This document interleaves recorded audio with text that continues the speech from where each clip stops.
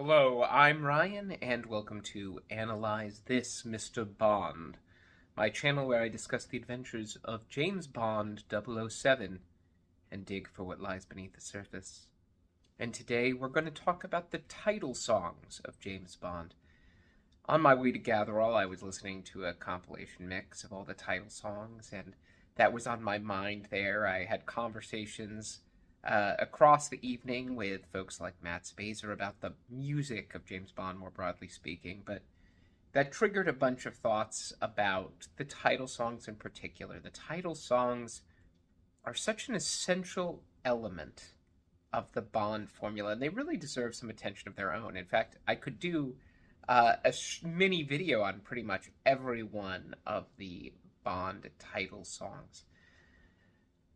But what's interesting to talk about here, and I want to do a little bit of a coffee chat here. I've got my coffee here. I've just finished dinner, so I'm enjoying my after dinner coffee here.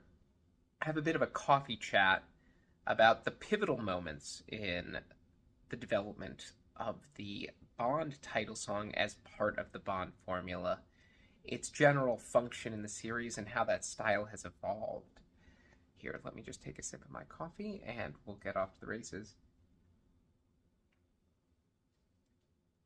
So, I have a whole video essentially on the Bond theme itself, so I'm not going to talk too much about Dr. No, which establishes the musical profile of the series by introducing the James Bond theme, the iconic theme with its driving guitar line and ominous vamp and element of jazz orchestra, which is really the bedrock of the Bond sound. I've talked about that. I've talked about the sound of John Barry's essential contributions to Bond. But the title song really comes into its own as a concept after that. Certainly with the instrumental theme song of Dr. No, it's not established as a clear title song for the film. Certainly you have the segue into the calypso beat, you have the transition into that Three Blind Mice version, and then throughout the film you have an Underneath the Mango Tree as kind of recurring song. So there's not this sense of the title song as this iconic element of the movie. From Russia with Love is perhaps the film that starts to establish this idea, but many folks forget, who aren't, among us obsessive Bond fans, that the actual title song for From Russia with Love is an instrumental. So it is picking up from where Dr. No left off with this sense of an instrumental theme, and it's an instrumental theme that segs into a rendition of the Bond theme. So the title song isn't really actually part of the title sequence of From Russia with Love, even though the title sequence of From Russia with Love is one of the most iconic in the series. It's really not until Goldfinger that the idea really comes to its own. So we had this tradition of the Bond films up until Goldfinger having this vocal theme, and certainly From Russia with Love really brings that to the forefront. There's a nice lyrical, sort of conventional ballad built around the title of the film, From Russia with Love, sung nicely by Matt Monro. And it is a fairly lovely theme unto itself, but it's not, anything culturally earth-shaking. What we get in Goldfinger is something truly special. And that movie, in general, crystallizes a lot of the Bond formula. I haven't yet gotten to my video on Goldfinger. It's coming, don't worry. But the theme itself, with, Shirley Bassey and John Barry collaborating together on an anthem that can be best described as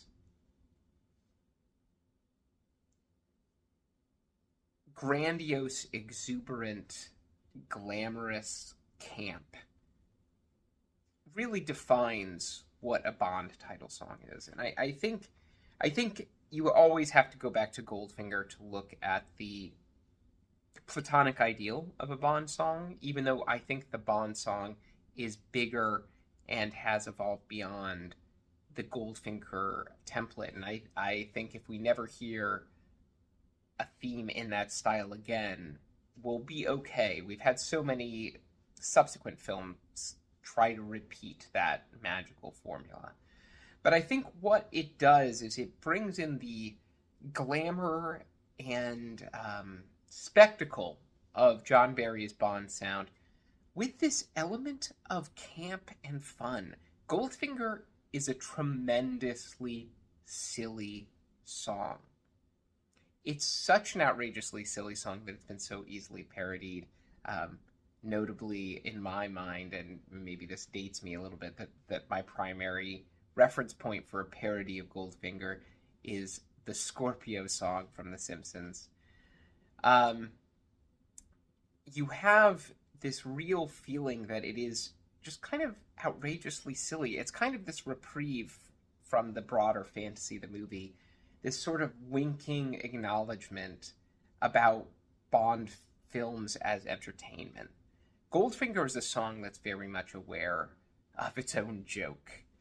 And that sort of special alchemy of just being silly enough, but still being musically accomplished enough to be thrilling and grand, and still have some peculiar element of strangeness that gives it some weight. There's John Barry's scores always, by nature of their accomplishment, have some grandeur and poetry to them. Goldfinger is a peculiar song in that it's so brassy and outrageous, and the lyrics are really preposterous, but there's something kind of weirdly resonant about it. And it's no surprise that it's left an indelible mark on culture. And the subsequent follow-up, Thunderball, would really try to repeat it. First with the song Mr. Kiss Kiss Bang Bang, which they recorded twice with Shirley again, Dame Shirley, and Dionne Warwick, and then decided to abandon that song altogether for the Tom Jones number, Thunderball. Thunderball is again outrageously silly. So he strikes like Thunderball means nothing. It is a nothing lyric. It is so outrageously silly. But again, it's fun and somewhat glamorous. It is this wink and a nod to this heightened fantasy character that the films were creating at this time. And it's a template that, again, the series would explore again in just a few films later with Diamonds Are Forever, though there's a bit of a break there with the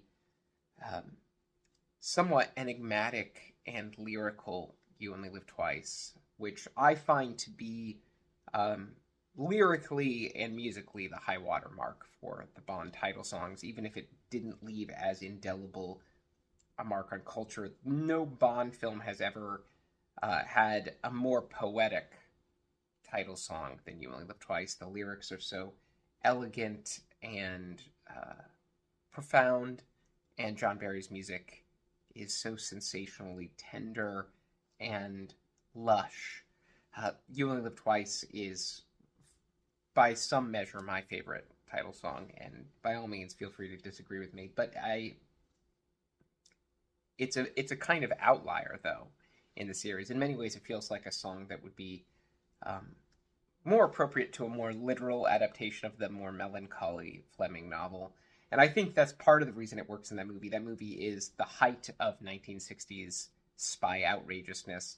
So as a counterpoint to it, having a more poetic and subdued title song works in its favor. And then On Her Majesty's Secret Service returns to this idea of the instrumental theme with a robust march in the form of On Her Majesty's Secret Service.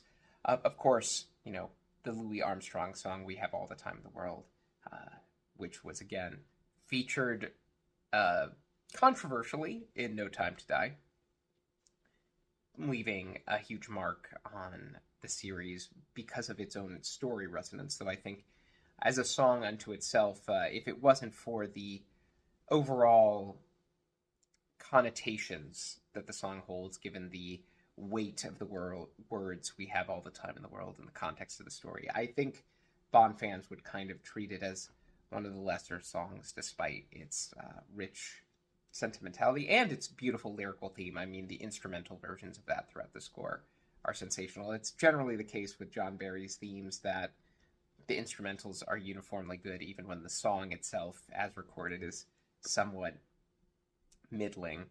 But what we have after that real period of the 1960s, which effectively ends, even though it's well into the start of the 70s with Diamonds Are Forever, which I think is terrific. I think that's actually a better song than Goldfinger. I think that song is camp, exuberance, and grandeur done as well as the series has ever done it. Diamonds Are Forever is so sensational. Dame Shirley's vocals are grander than they were on Goldfinger. Goldfinger, she's giving a very harsh, brassy performance. On Diamonds Are Forever, there's a little bit more richness and mellowness into her vocal interpretation of it. I think that song effectively closes out what we might call the classic period of Bond music, and opens the door to something new. And that is Live and Let Die. Live and Let Die is such a peculiar song, and it's such a peculiar song that it really deserves a little bit of attention here. So I'm going to take a sip of my coffee, and then we'll get into Live and Let Die.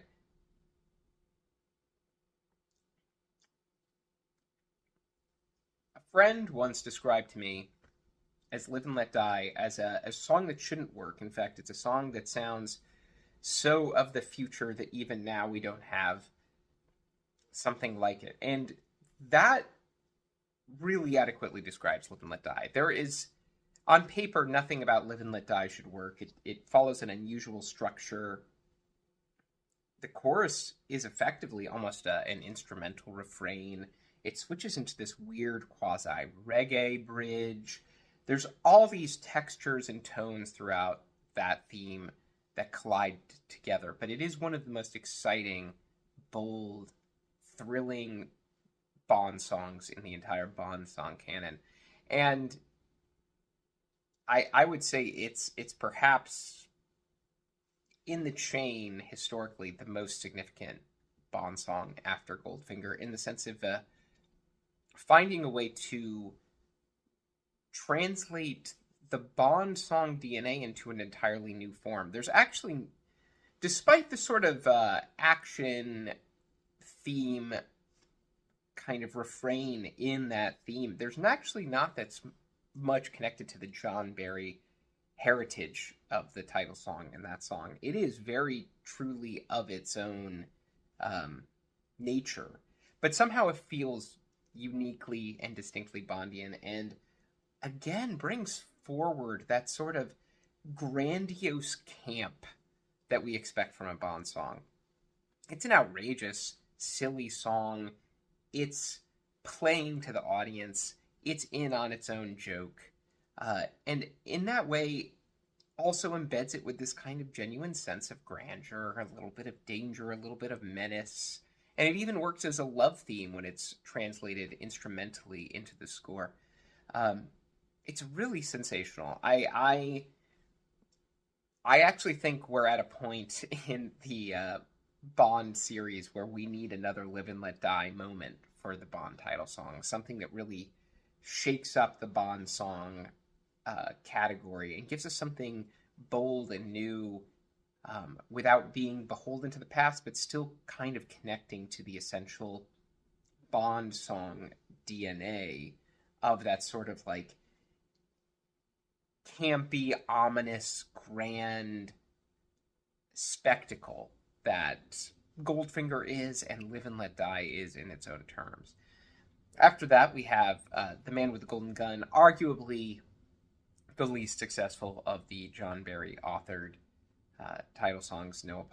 With apologies to Lulu, who gives it her best shot, but it shows that a Bond song is kind of a delicate balance, because The Man with the Golden Gun is just so camp that it somewhat loses the more poetic dimension of the Bond title song. It's almost a little crass and cheap.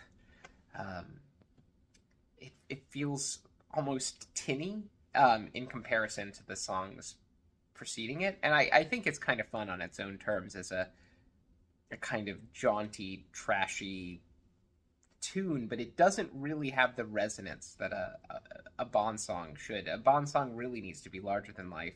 And that song doesn't feel grand in the tradition of a Bond song. So it's unfortunate that the follow up to something as successful as Live and Let Die just didn't hit the mark in the same way. But shortly thereafter, we had the great classic Nobody Does It Better. And Nobody Does It Better obviously entered into the pantheon of not just great Bond songs, but just great songs, period. A lovely ballad, beautifully written, lyrically, beautifully performed, just simple and elegant. And it introduces us into an era that is uniquely of the late 70s and early 80s, where Bond songs became romantic ballads. And honestly, I'd be open to that happening again in the series. It's kind of a nice detour, though I do think it somewhat loses the element of grandeur that I love in the classic era of Bond. There's this sense that the core ideas of love and death always being tangled together in Bond really manifest themselves in these sort of grandly sensual and preposterous songs that dominate the classic Bond period. You know, and Live and Let Die carried forward that legacy. With Nobody Does It Better, as beautiful as a song as it is, it kind of shifts away from that just more into straight romance. There's a sense that if you took the Bond reference out of it, you wouldn't necessarily associate it uniquely with Bond DNA. And I think that's true for Nobody Does It Better. I think that's true of most of the songs that followed it. For Your Eyes Only is a lovely but clear pop ballad of the time. All Time High feels much the same way. I will give an exception to Moonraker, because Moonraker has this sort of like weird melancholy poetic quality. The melody of it is not a very pop song friendly melody. It is a very peculiar ballad. In many ways, Moonraker is the closest thing the series gave us to You Only Live Twice after it, in the sense that it's kind of a weirdly beautiful song for another outrageous movie. It is another Lewis Gilbert epic picture, so, you know, Moonraker being that kind of echo of You Only Live Twice feels right, given the way that You Only Live Twice, The Spy Who Loved Me, and Moonraker, all the Lewis Gilbert films, really feel of a piece with one another. But this era of the romantic ballad gave us some lovely melodies, but it does kind of detour from what I think of as that core Bond musical DNA.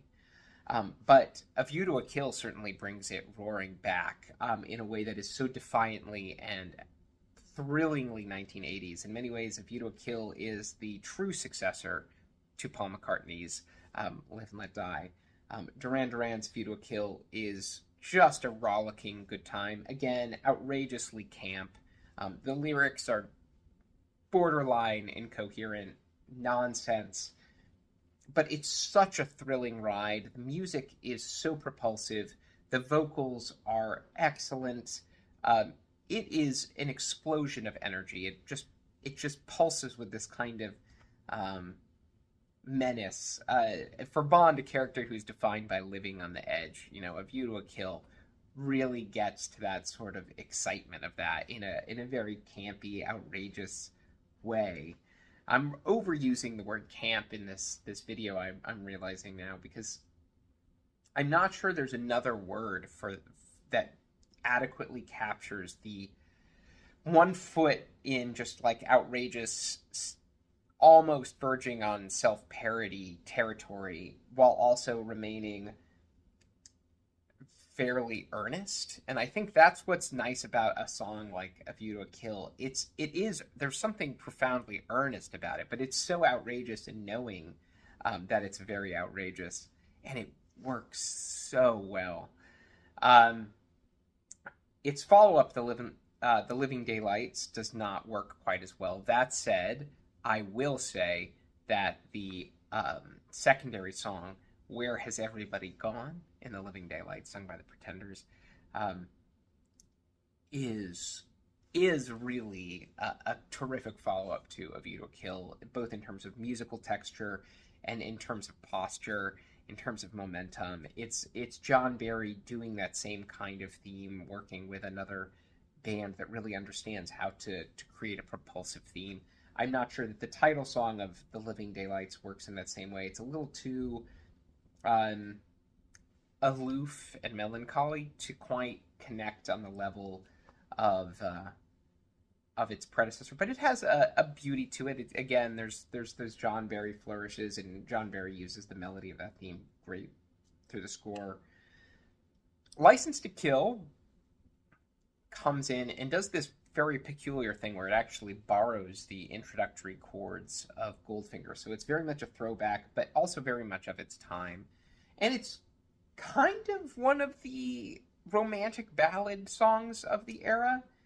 Um, what keeps it sounding a little bit more in the campy Bondian space than some of the things like All Time High or For Your Eyes Only is the absurdity of the lyrics. The chorus of it is, that outrageous, like, lyrical hook of "I've got a license to kill," um, being treated as kind of a love lyric is really absurd. Um, I don't think it's one of the strongest songs musically in any way, shape, or form, but Gladys Knight gives perhaps the strongest vocal performance of any Bond song. So for that reason, I enjoy listening to it.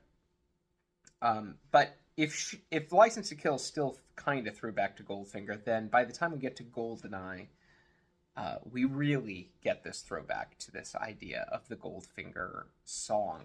Though it is kind of Goldeneye is a very strange song. Tina Turner makes a lot of sense as being a new singer in the like Dame Shirley mold, and she gives it a great vocal turn. The song is actually written by Bono and the Edge of U2, so it has a really unusual structure. The chorus is pretty weird. It's a very melancholy, dark song in a lot of ways. I think it does successfully channel what we would feel about the Bond song, not just because it's doing a pastiche of the past style, but there is something very knowingly campy and outrageous about it. And I think at its best, the song really does achieve some of that like poetic resonance that I look for in a Bond song. I would say if it suffers, it's really just because it doesn't have a great like earworm moment. It's not the catchiest of the Bond songs.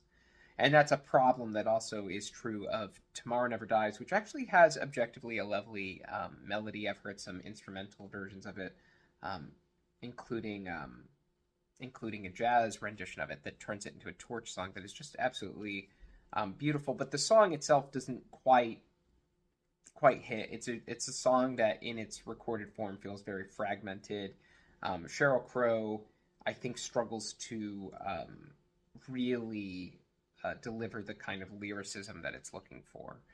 And its companion song, Surrender, sung by Katie Long, is great, but Katie has the voice for a song, but Surrender is almost too much of a pastiche of a Bond song to really work in the level that we're talking about. If we say that sort of like that balance of silliness and earnestness, Surrender seems to just skew more towards the silliness. There's just not enough earnestness there for really to capture that sort of balance for me. And The World Is Not Enough, which follows it, Garbage's song for that film, does a lot better. I think it really leans into the Bondian pastiche a little bit, but it achieves a little bit more emotional resonance. There's a little bit more sincerity behind it. Um, and I really love that song in a lot of ways, and I think in many ways that embodies what you could do as if you're going to do something in that sort of throwback mode. As again, I've said in this video, I'm kind of tired of songs in that throwback mode between The World Is Not Enough and then Skyfall, which we'll get to in just a second, kind of doing that style. I think it's time to move on and explore other textures in the Bond sound than just this sort of um, dark, grand Bond ballad with a big, bold, brassy chorus. Um, but The World Is Not Enough works really well. Die Another Day is one of these odd moments in the series, and in theory, that could have been another Live and Let Die moment for the series. It is leaning forward into the moment of the early 2000s, embodying the textures of electronic music. I actually think the core opening hook of Die Another Day is great. Um, but it's not a great song, even if it helped inspired the name of this channel.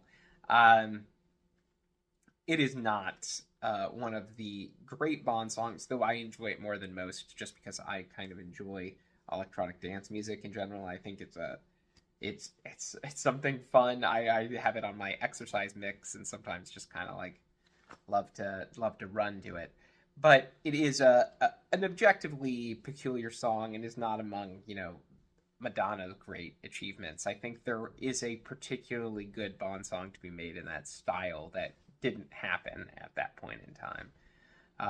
If anything, maybe the song that was of that style that really leaned into the electronic textures of that time that was more successful was perhaps the Moby rendition of the Bond theme that came out with Tomorrow Never Dies, not featured in the film, but kind of became an essential piece of the series for a while and showed up in a lot of advertisements for years afterwards.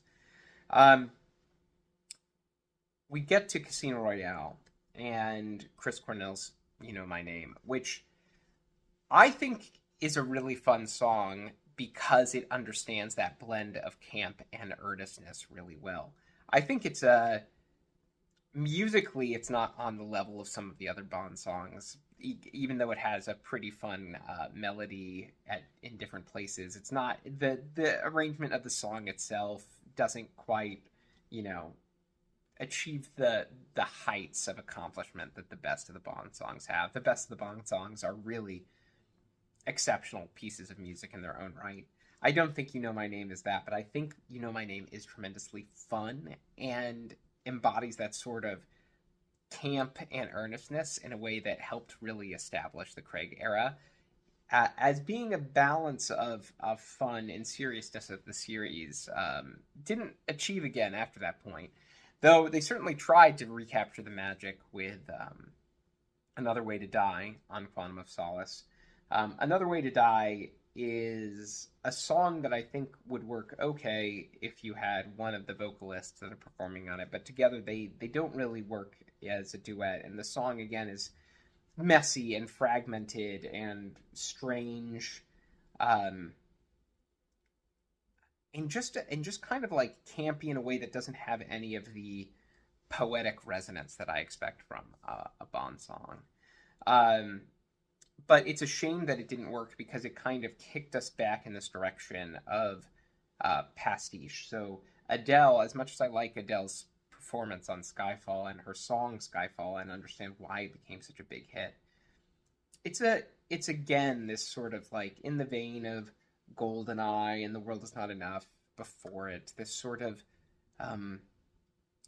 dark, brooding take on a classic Goldfinger-esque theme. It's not as fun as something as Goldfinger or Diamonds Are Forever. It has this more brooding, simmering sense of menace behind it. But it's still outrageous enough to achieve that balance of like camp and sensationalism that I'm looking for in a Bond song. Especially insofar as Adele nicely like adds in a whole choir element backing her up. uh, through the layered voice lines and things like that that really kind of make that song feel like an event. And I think that's the sense in which Skyfall works better than some of the other songs to attempt that. Um, Following that, we kind of get more muted, dark ballads that are kind of trying to retain, recreate the Skyfall success. In some ways, in the same way that like Nobody Does It Better spawned a series of romantic ballads that were kind of trying to achieve the same success. We get that with um, Writings on the Wall, and then the Billie Eilish No Time to Die.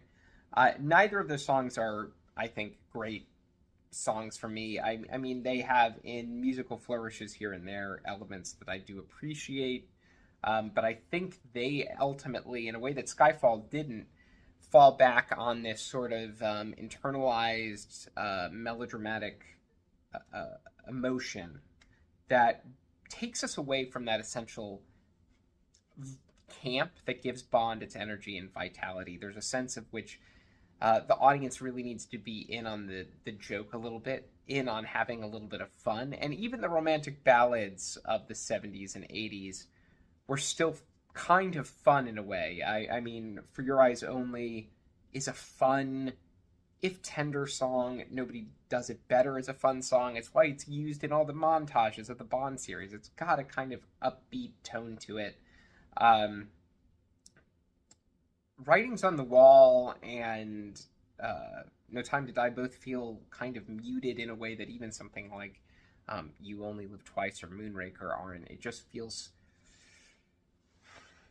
that, I don't know, kind of there's a sense of misery at the heart of them that I think kind of defeats the showmanship of a Bond song a little bit. And I think that would have been equally true if we had gotten something like the Radiohead Spectre song, which I do like, but would have been a very unusual choice for the series.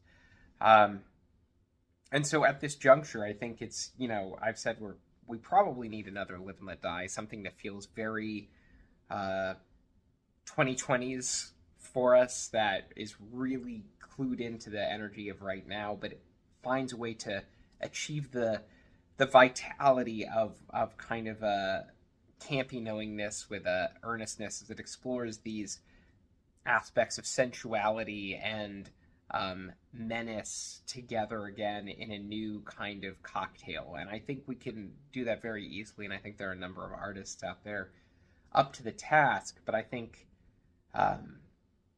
what exactly that is, I would prefer to see the sound move forward. I think we've had enough nostalgia and copies of a copy of a copy for a while that we need something to look forward. So I've been rambling here for 33 minutes, and I feel objectively that I haven't said as much about these songs as I've wanted to, because I've just been kind of chronologically walking my way through the video. If there's any particular aspects you'd like me to talk about in a future video, let me know. I could see this spawning a few different videos about particular songs, because I think there's plenty to be analyzed in the lyrics, if nothing else, about how they kind of embody the themes of their success movies, respective movies. So let me know if you're interested in that. Maybe it's a good topic to explore in future videos. Otherwise, I hope you all are having a great day. Thank you for bearing with this video. Thank you for your comments and interaction as always, and I'll catch you in the next one.